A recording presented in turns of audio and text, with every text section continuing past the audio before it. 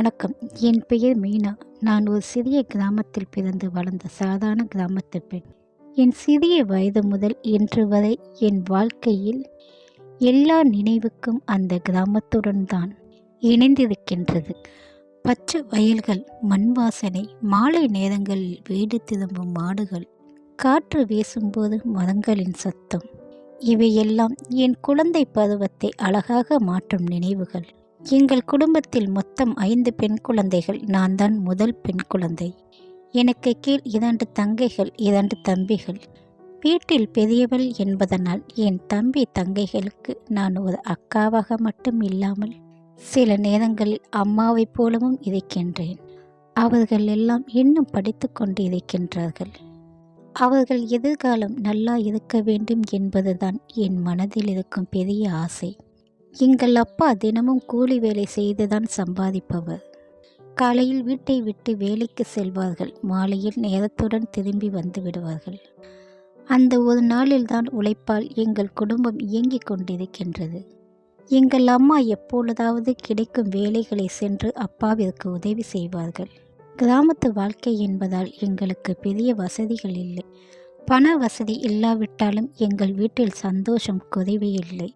எங்களுக்கு அதிக எதிர்பார்ப்புகள் இல்லை. கிடைத்ததை வைத்து மகிழ்ச்சியாக வாழ கற்றுக்கொண்டோம். என் தம்பி தங்கைகளுடன் விளையாட்டி கொண்டு, சிரித்து கொண்டும், சண்டைகள் போட்டுக்கொண்டும், மீண்டும் சேர்ந்து கொண்டு அந்த நாட்கள் எனக்கு மிகவும் இனிமையான நினைவுகள். நான் படிப்பில் ஆர்வம் கொண்டிருந்தேன். எங்கள் குடும்பத்தின் நிலைமைகள் எப்படி இருந்தாலும் எங்கள் அப்பா என்னை படிக்க வைக்க வேண்டும் என்று மிகவும் முயற்சி செய்தார்கள். பல கஷ்டங்களை தாங்கி அவர் என்னை கல்லூரி வரை படிக்க வைத்தார்கள். இறுதியாக நான் கல்லூரி படிப்பை முடித்தேன். அதன் பிறகு ஒரு நல்ல வேலை கிடைத்தால் என் குடும்பத்தில் உதவி முடியும் என்று நம்பிக்கையுடன் வேலை தேடிக்கொண்டிருந்தேன். அப்படி வாழ்க்கை அமைதியாக சென்று கொண்டிருந்த ஒரு நாளில்தான் திடீரென்று எங்கள் குடும்பத்தில் அதிர்ச்சி அடைந்த ஒரு சம்பவம் நடந்தது.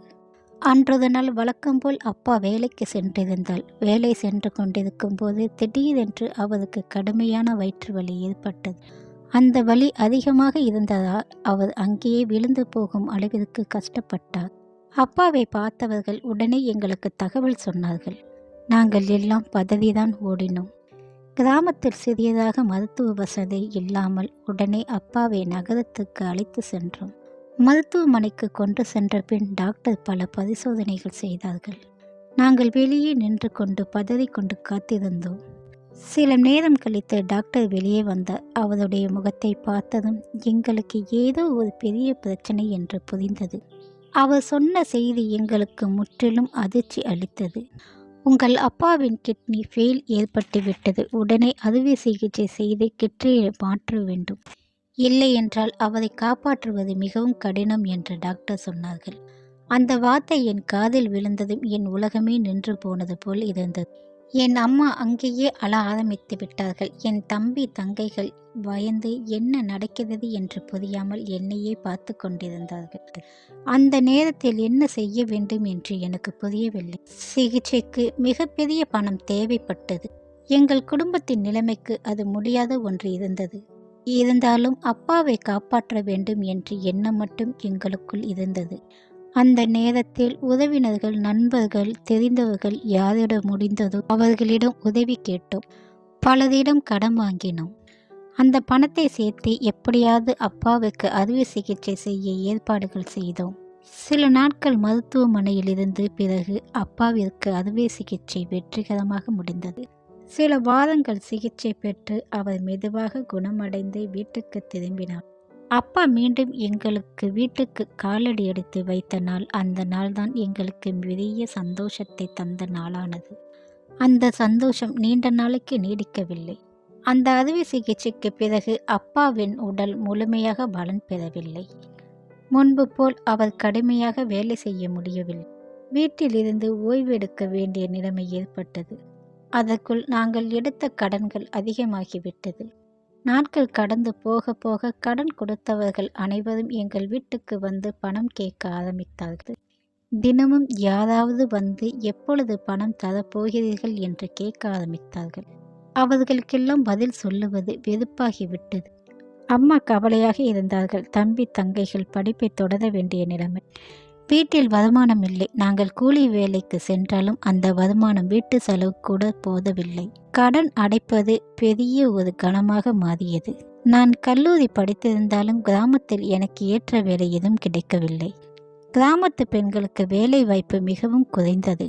நல்ல வேலை கிடைக்க வேண்டுமென்றால் நகரத்துக்கு தான் செல்ல வேண்டும். அந்த நேரத்தில் தான் நான் எங்கள் வீட்டு வாசலில் நின்று கொண்டு நீண்ட நேரம் யோசித்து கொண்டிருந்தேன். கடன் கொடுத்தவர்கள் அனைவரும் வீட்டு வாசலில் சத்தம் போட ஆரம்பித்தார்கள். எத்தனை நாளைக்கு நாங்கள் சமாதானம் செய்து அனுப்புவது என்று தெரியவில்லை. என் கையில் இருப்பது ஒரு பட்டம் மட்டும்.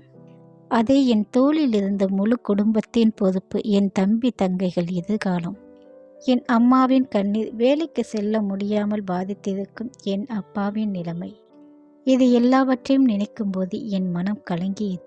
இப்பொழுது நான் என்ன செய்ய போகின்றேன்? அந்த ஒரு கேள்வி மட்டும் என் மனதில் மீண்டும் மீண்டும் எழுந்து கொண்டிருந்தது. நான் என் கைகளை ஒன்றாக பிசைந்து கொண்டு அங்கேயே அமைதியாக நின்று கொண்டிருந்தேன். என் வாழ்க்கை அடுத்தது எந்த திசையில் செல்லப் போகிறது என்று எனக்கு தெரியவில்லை.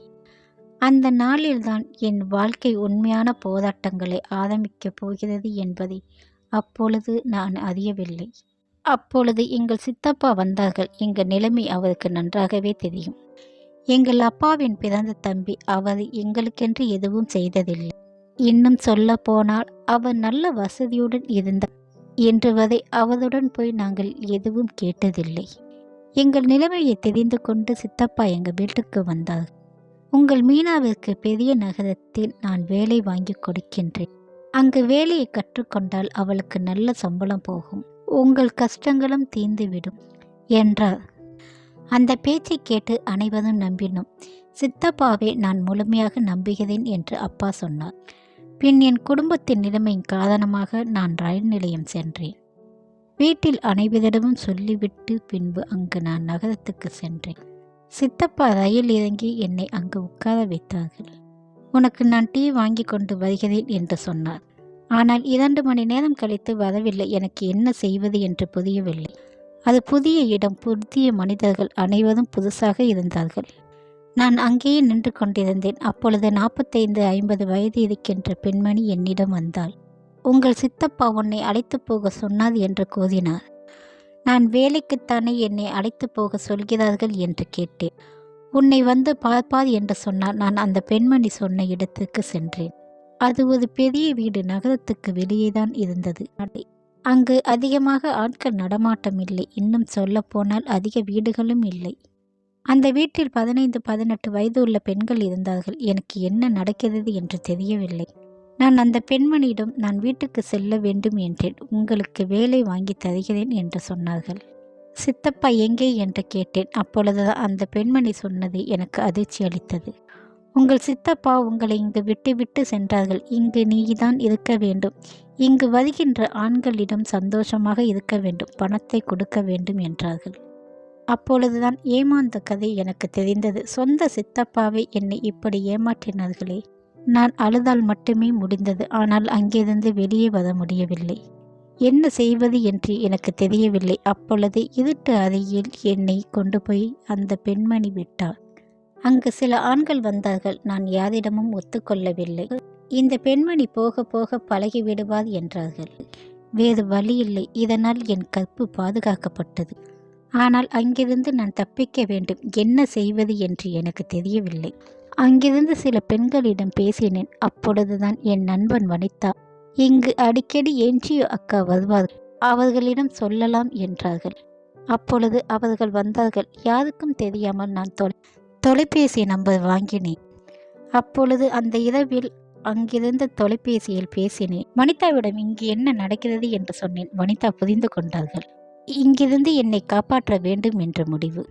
சில மாதங்களுக்கு பிறகு வனிதா சில போலீஸ் அதிகாரிகள் வந்தார்கள். அந்த பெண்ணையும் அழைத்து சென்றார்கள். எங்கள் முகவரிகளை வாங்கி எங்கள் வீட்டுக்கு அனுப்பி வைத்தார்கள். நான் கிராமத்துக்கு வந்தேன். ஆனால் கிராமத்தில் இருந்தவர்கள் என்னை வேறுபாடாக பார்த்தார்கள். யாரும் என்னிடம் பேசவில்லை. நான் வெளியே செல்லவில்லை. ஆனால் இது தொடர்ந்தால் என் குடும்ப கஷ்டத்தை நான் என்ன செய்வேன்? எங்கள் அப்பா அம்மா மட்டும் என்னை கட்டி அணைத்து கொண்டார்கள். ஆனால் முழுமையாக என்னை நம்பினார்கள். 1 வருடம் நான் அங்கேயே இருந்தேன். என்ன தவறு செய்தேன்? ஏன் என்னை சமூகம் ஏற்றுக்கொள்ளவில்லை என்று நினைத்தேன். காவல்துறைக்கு தகவல் கொடுத்த என் சித்தப்பாவை அழைத்து சென்றதை அறிந்தேன். அதன் பிறகு கிராமத்தில் ஒதுக்கி வைத்ததும் நான் வீட்டில்தான் இது. ஆன்லைன் மூலமாக நான் பியூட்டி படிப்பை கற்றுக்கொண்டேன். நான் முழுவதும் நன்றாக கற்றுக்கொண்டேன். கிராமத்தில் ஒரு சிறிய கடை வாடகைக்கு எடுத்து வைத்தேன். முதலில் யாரும் வரவில்லை, என்னை வேறுபாடாக பார்த்தார்கள். ஆனால் போக போக அனைவரும் என்னை புரிந்து கொண்டார்கள். கடனையும் அடைத்து விட்டேன். இப்பொழுது அதிக வசதிகள் இல்லாவிட்டாலும் சிறிதளவாவது என் குடும்பத்தோடு நன்றாக வாழ்கின்றேன். என் தம்பி தங்கைகளுக்கு இதைதான் நான் சொல்கிறேன். பெண்களாக இருந்தாலும் தைரியமாக இருக்க வேண்டும். சொந்தம் என்று யாரையும் நம்பி ஏமாறக்கூடாது என்ற பாடத்தை கற்றுக்கொண்டேன். பல பெண்களுக்கு நான் உதாரணமாக இருக்கின்றேன். இது போன்ற உண்மை கதைகளை தொடர்ந்து கேட்க லைக் செய்யுங்கள். உங்கள் எண்ணங்களை கமெண்டில் சொல்லுங்கள். இது போன்ற தொடர்ந்து கதையை கேட்க சப்ஸ்கிரைபர் செய்யுங்கள். நன்றி, வணக்கம்.